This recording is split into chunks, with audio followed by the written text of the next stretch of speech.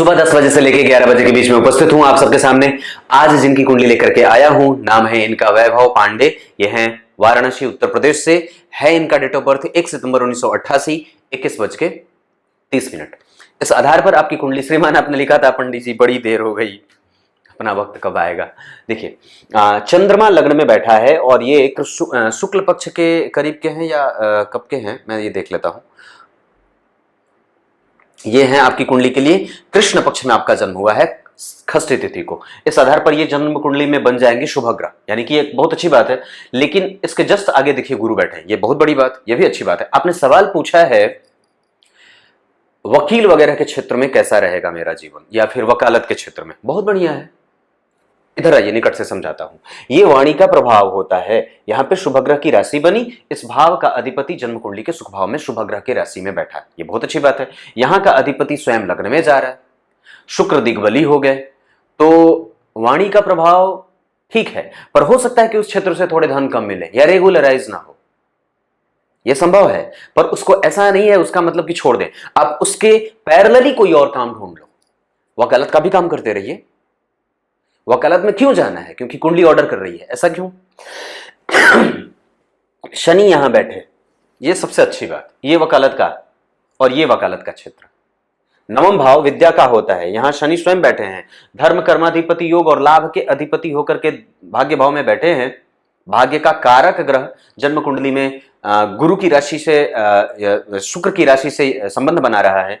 और साथ ही साथ जन्म कुंडली के छठे भाव को कोर्ट केस और कचहरी आदि के से जोड़ करके देखा जाता है। वहां पे व्यक्ति को जबरदस्त तरीके से लाभ की स्थिति अगर बन जाए तो वो तब बन जाए जब बुध की राशि बनी और बुध वहीं बैठे। तो ये आपकी कुंडली में बहुत अच्छी स्थिति है, इसको निभाइए और आगे बढ़िए। आपकी कुंडली में बहुत अच्छी बात यह है कि पंचम भाव का अधिपति पंचम भाव में, पर वो ग्रहण में है और वकालत में ही जाने का योग है। दूसरा कुछ सोचना भी मत आप, क्योंकि ये भाव बहुत अच्छा बना। शनि यहां बैठे हों और अगर वो किसी शुभग्रह की राशि में बैठे हों, पापग्रह होने के बावजूद भी तो अच्छे होंगे। और यहां तो बुध आपको प्रमाणित कर ही रहा है कि आप इसी क्षेत्र के लिए बने हो। यहां पंचम भाव का अधिपति आपके पास बहुत बढ़िया है, द्वितीय भाव में गुरु बैठे हैं, लग्न में चंद्रमा। मन को स्थिर रखिएगा खाली, क्योंकि पीछे मंगल बैठे हैं, तो उसका संताप कहीं इसको भोगना ना पड़ जाए। राहु का प्रभाव है, कई जगह से धन, दशम स्थान को पाप कर्तरी लगा है, इस वजह से वो कई बार देर से फ्लरिश करेगा, आगे बढ़ेगा। लेकिन इसका मतलब ये नहीं है कि वो कमजोर है, उस पे केतु की दृष्टि भी है 5वीं, तो ये एक अच्छी बात है। और शुक्र यहां सबसे ज्यादा अच्छे हैं, जीवन भर सुख की स्थिति को कमजोर नहीं करेंगे। आपकी कुंडली में मंगलिक स्थिति नहीं, मंगलिक हैं आप, 12वें भाव में मंगल बैठे हैं, वहां पे व्यक्ति को बहुत ज्यादा व्यय की स्थिति में डालते हैं और भौतिकवादी भी बनाते हैं और कई बार बहुत ज्यादा उग्र बना देते हैं स्वभावतः, परशुराम के जैसा। राहु की स्थिति यहां 5वीं दृष्टि, ये बहुत बड़ी बात है। राहु की दृष्टि सूर्य पे और चंद्रमा से तृतीय एकादश, तो चंद्रमा के लिए तो कोई समस्या नहीं है, पर ये राहु गुरु के लिए समस्या कर रहे हैं क्योंकि उसके साथ केंद्र में है। तो अपने अंदर गुरुता का भाव विकसित करिए, गंभीर होना जरूरी है क्योंकि आप हो चंचल। शुक्र और चंद्रमा दो चंचल और चलायमान ग्रह एक साथ स्थिर हो गए हैं, केंद्र में ही दो शुभग्रह बैठे हैं। ये अच्छी बात है आपके जीवन और भविष्य के सकारात्मक रुख को अपनाने के लिए, पर आपको ये गंभीरता नहीं दे रहे हैं। तो थोड़े से गंभीर होने के लिए, क्योंकि गुरु जो है वो गंभीरता का कारक होता है, वो जन्म कुंडली में वाणी भाव में बैठा है, वहां पे वो बैठा है तो आपके वकालत के क्षेत्र के लिए बड़ा सपोर्टिव है, पर उसी के कारण वो थोड़े धन को कमजोर भी कर रहे हैं। हालांकि व्यक्ति को माता से, पिता से, कुटुंब से सबका सुख है, पर कई बार वो उसके ही ऐसे प्रभाव हो जाते हैं कि कई बार वो नहीं, मंगल से प्रभावित होना, लग्न का अधिपति 12 में चला गया, तो लग्न के अधिपति 12 में चले गए तो अब प्रभाव कम, व्यवहारिकता की कमी, क्या बोलना है कब किसको समझ ही ना आए, कुछ भी बोल दे, उटपटांग हरकतें कर ले, अनुशासनहीन हो जाए। हाँ, ऐसा भी होता है। पर शनि की दृष्टि है राहु पे और शनि का प्रभाव 11वें भाव पे, ये बहुत बढ़िया। इच्छा सभी पूरी होने की स्थिति में है, आप घबराओ नहीं। आपकी कुंडली में अभी राहु की दशा चल रही है, राहु 12वें भाव की तरफ बढ़ रहे हैं, 11वें भाव में इनकी अपनी राशि बनी है, ये उसे अपना मानते भी हैं और यहां भी देख रहे हैं। शुक्र यहां बैठे, चंद्रमा यहां बैठे, दाम्पत्य भी खराब नहीं है क्योंकि यहीं पे केतु की स्थिति बन रही है तुला के, और शुक्र लग्न के अधिपति होकर के चतुर्थ स्थान को देख रहे हैं, जहां का अधिपति शनि गुरु और राहु के साथ संबंध में बढ़िया है, खराब नहीं है। लेकिन फिर भी मैं एक बात कहूंगा कि दाम्पत्य मिलाकर के ही करना होगा और किसी मंगलिक लड़की को ही ढूंढिएगा, क्योंकि यहां पे गुरु राहु बैठे हैं तो कई बार पत्नी जो होगी वो आपको सुनेगी ही नहीं, आप कुछ बोलोगे वो करेगी कुछ और। और अपने ही धुन में रमी रहेगी।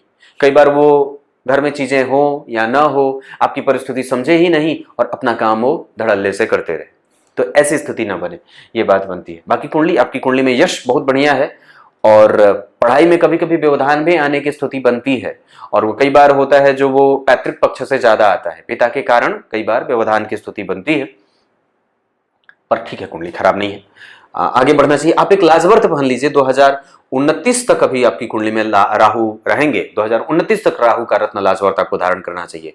आपकी कुंडली के हिसाब से अगर अभी मैं देख रहा हूं तो राहु में बुध अभी 2019 के 12वें महीने, आपकी कुंडली में बुध की जो दशा है ये वाली भी अभी 2021 के 12वें महीने तक, अभी 5 महीने का वक्त है आपके पास। कुछ अलग करना चाहते हैं तो थोड़ा कर लीजिए। और वैसे भी एक बात और बता दूं तो जुडिशियरी के सेक्टर में जाने के लिए शनि सर्वाधिक महत्वपूर्ण प्लैनेट के रूप में जाने जाते हैं और उन्हीं को देखा जाता है, और उस सेक्टर में लाभ के लिए आपकी कुंडली के छठे भाव को मजबूत और बलवान होना आवश्यक होता है, जो कि आपकी कुंडली में है। यहां का अधिपति यहीं बैठा हो या यहां पे जो बुध की राशि बनी हो या बुध यहीं बैठे हो, ये वाणु से संबंधित काम कराते हैं तो ये बैठे हैं यहाँ, और मूल त्रिकोण राशि में बैठे हैं, ये बहुत अच्छी बात है। शनि यहां बैठे हो तो भी ये बहुत अच्छी बात हो जाती है। जन्म कुंडली में द्वितीय भाव का प्रभाव, छठे भाव का प्रभाव, यहां का प्रभाव, ये तीनों आपके पक्ष में है। लग्न के अधिपति 12वें गए हैं तो वहां भी व्यक्ति को बब्बर ही बनाएंगे, और पंचम भाव ज्ञान भाव का अधिपति तो ज्ञान भाव में है ही, तो ऐसी स्थिति में ये आपकी कुंडली में आपको जुडिशियरी के सेक्टर में ले जाकर के स्थापित करने के लिए ठीक है। पैरेलली आपको कोई और ही काम कर लेना चाहिए, तो वो कौन सा काम होगा? आप पढ़ाने का काम कर सकते हो। हाँ, पढ़ाने का काम आपकी कुंडली में अच्छा रहेगा। आपको आपके सवालों का उत्तर मिल गया। एक लाजवर्त सूर्य की आराधना तो मैं सबको बताता हूं, और उसके बाद अगर गणेश जी के मंत्रों का जप कर लें तो आनंद आ जाए, किसी प्रत्येक दिन किसी मंदिर का दर्शन हो जाए, हनुमान चालीसा का पाठ। आपकी राशि मेष राशि की है, इस पे कोई भी ढैया 7.5 का असर नहीं है, लेकिन फिर भी आपकी कुंडली में दशम स्थान पाप कर्त्री में है तो थोड़ा देर से फ्लरिश होता दिख रहा है, इस वजह से बजरंगबली की आराधना जरूरी है, ये कर लीजिए। सूर्य की आराधना करने से आत्मबल मजबूत होता है। शिव जी की आराधना करने से विद्या कामस्तु गिरिशम, विद्या देने का काम भगवान शिव का है, तो शिव जी की आराधना करिए, शिव जी के मंदिर का दर्शन करिए, उनको जल चढ़ाइए। परमात्मा की पूजा करने से आपका आत्मबल बढ़ जाएगा, ज्ञान पक्ष मजबूत हो जाएगा। गुरु को थोड़ा सा बल देना चाहते हैं, वो शुक्र की राशि में बैठे हैं, इस वजह से उनको वो धन को देर से ला रहे हैं, वास्तव में वो थोड़े से क्षुब्ध भी हो रहे हैं राहु से केंद्र में होने के कारण। इस वजह से मैं ये बात कहूंगा कि किसी मंदिर का नित्य प्रतिदिन दर्शन करते रहिए, अपने अंदर थोड़ा सा गुरुत्व लाइए। गुरुत्व लाने के पीछे का तर्क है कि जितना बोला जाए या जब बोलने को कहा जाए तब तक ही बोलो, उतना ही बोलो, क्योंकि आपकी कुंडली में बुध जो है वो अपनी राशि का है, और गौर करिए तो उस पे मंगल की दृष्टि है, मतलब वाणी का जो कारक ग्रह है, बुद्धिमता का जो कारक ग्रह है, उस पे मंगल का असर है, जो भले लगने से, लेकिन 12वें में तो बैठा ना, तो थोड़ी तो कमजोरी होगी, और वास्तव में वो अष्टम भाव का भी तो अधिपति है, तो यहां का भी तो असर करेगा ना। तो इस वजह से उसको सही डायरेक्शन में लेके जाना है, उसको सही दृष्टिकोण और सही दिशा देने हैं, तो हमें निस्संदेह अपने आप को तराशना होगा, और जो बाकी की चर्बी है शरीर से, जिसको कि अनावश्यक रूप से आप ढो रहे हो, चाहे वो गुण दोष की बात हो, चाहे वो व्यवहार की बात हो, चाहे वो स्वभाव की बात हो, चाहे वो मेंटल एबिलिटी की बात हो, चाहे निर्णय लेने की क्षमता की हो, चाहे किसी भी तरीके से हो, उसको आप थोड़ा सा और भी ऑर्गेनाइज कर सकते हो। क्लियर है? क्योंकि लग्नेश का 12वें जाना आपको कई तरीके से मतलब टक्कर में लेके जाके रख देता है। जैसे कोई भी शीशे का गेंद अगर दीवार से डालोगे तो वो तो चकनाचूर होगा ही, तो ऐसी स्थिति में हमें उसको और भी मजबूत करने की आवश्यकता है, उसको सही गति और सही दिशा देने की आवश्यकता है, जो तब तक नहीं मिल सकता है जब तक आप सूर्य की पूजा न करें, देवताओं के मंदिर का दर्शन न करें, और यज्ञोपवीत जल्दी धारण करिए। ब्राह्मण है तो यज्ञोपवीत धारण करिए, अगर धारण कर रखा है तब तो कोई बहुत बड़ी बात है, तब तो अच्छी बात है। 1988 के हैं आप, बहुत ज्यादा इंतजार मत करिए।